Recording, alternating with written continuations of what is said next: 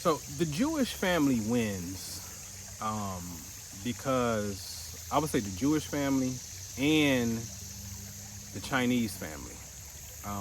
I believe they win because they are more in tune with nature. The Jewish woman is a very, very interesting hidden jewel. The Jewish woman knows that her feminine magnetism is absolutely God. This is known as the Shekinah. And this is why only she is allowed to light the candles during the Sabbath, which is their holy day, Friday evening. Because she represents the personification, meaning the presence of the Creator comes through her. While to a degree, we got knowledge and it was like the black man is God, and it's not that he ain't, and not that the God force don't work through us, because it does. But when you put a personification on the feminine pole of magnetism, i.e. manifestation, i.e. birth, you're dealing with you're dealing with the correct principle. You, in this sense, you are God, but then she's going to be the presence of and cultivator of in the birth of God. Here's an esoteric study. The very first word in the Bible, when you open it up in Hebrew, is Bereshith, which translates to in the beginning. And so let's look at the first few words. Bereshith bara Elohim.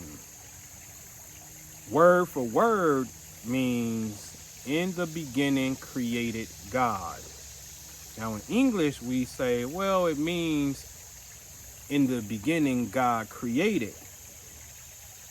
But word for word says in the beginning created God.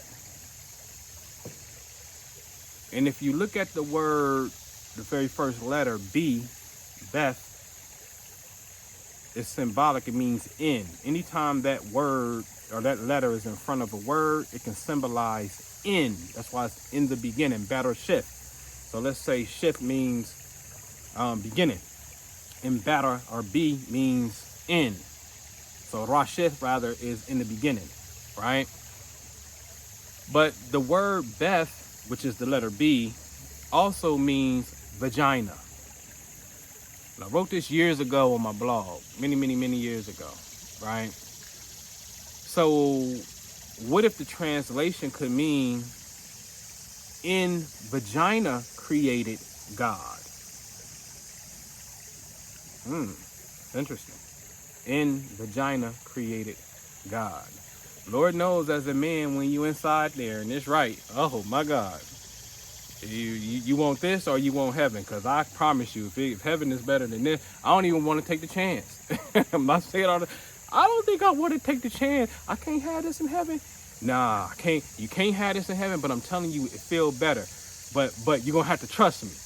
You can have eternal love inside your woman that feel like heaven, or you can come to this invisible thing over here that you can't see that is better than that or just as good as that, but you gotta trust me. Well, if it's just as good, I think I'm gonna keep this, and I don't know if I don't want to get that up and go over there and take a gamble.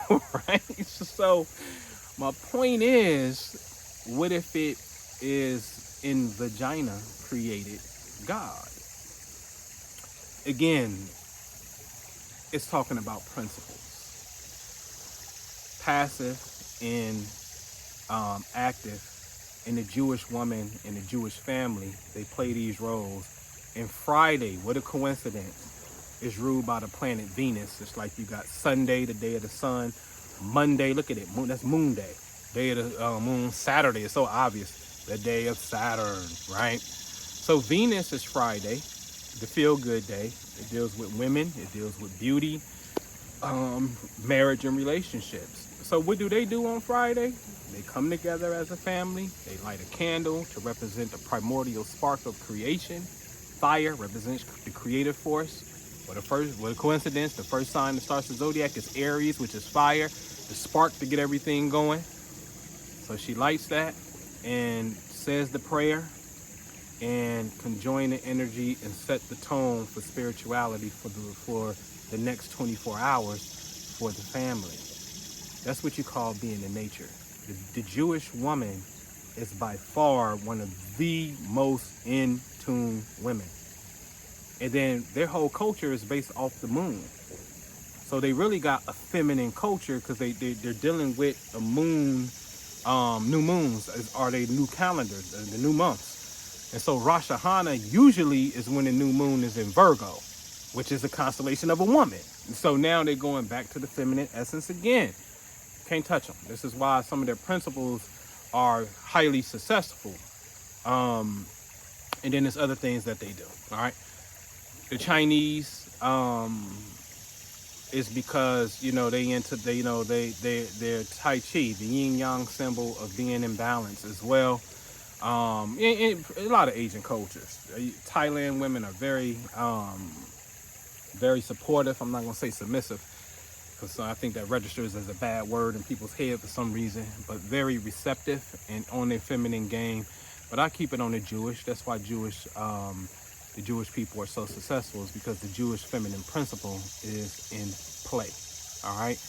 And King Solomon, as I built on before, being a lover of the women, understood that principle, and he made sure that they were able to build their temples the way that they wanted to build their temples. Although, again, as I said before, it was in violation of the Hebrew God, but Solomon was in that state that he loved the feminine principle so much that he represented the sugar daddy. He represented the one who can support that. See, we be fronting, man. We be fronting in the United States. Well, we be fronting, but I give it and leave it with that. All right, peace.